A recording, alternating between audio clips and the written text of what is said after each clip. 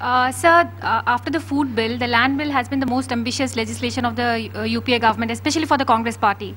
And the consensus almost seemed unlikely on the meeting which was held on the 9th of April.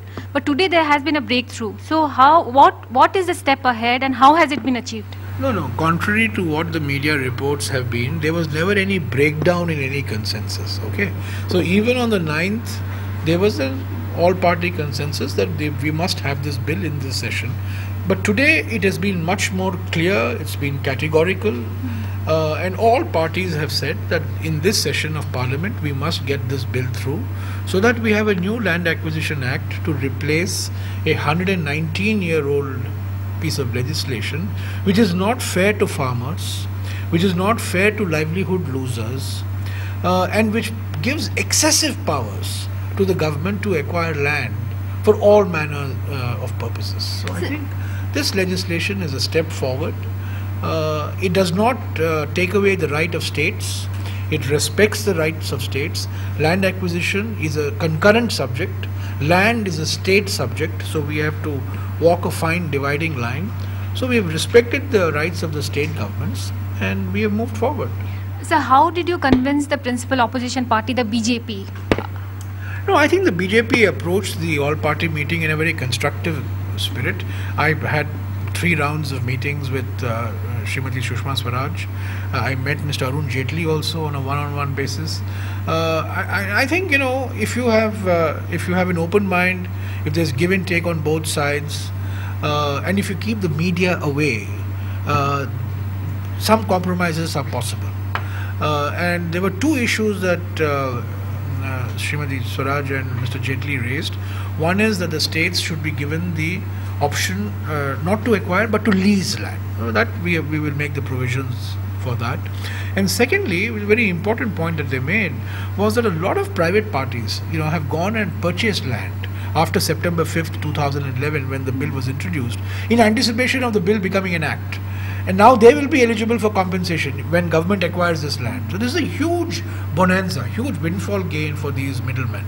And the benefit will not go to the farmer. So what they are saying is that you must have some provision which ensures that if this land that has been purchased after September 5th, 2011 is acquired by the government, the benefit, if not 100%, but some 50% was suggested, should be shared with the farmer. I am perfectly in sympathy with this suggestion. This was made by Sushma Swarajji, Sharad Yadav, Anand Geete of the Shiv Sena all supported it, and I also wholeheartedly endorse it.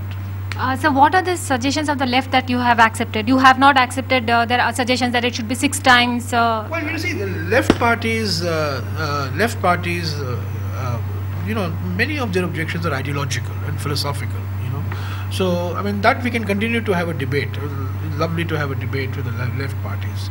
But where they have made some points which I felt they have a very valid point. For example, they said that government is given unfettered powers to amend the schedule. What if tomorrow the government were to decide to reduce the R&R and compensation package? It's a legitimate fear. So we will take care of that. We will circumscribe the powers of the government.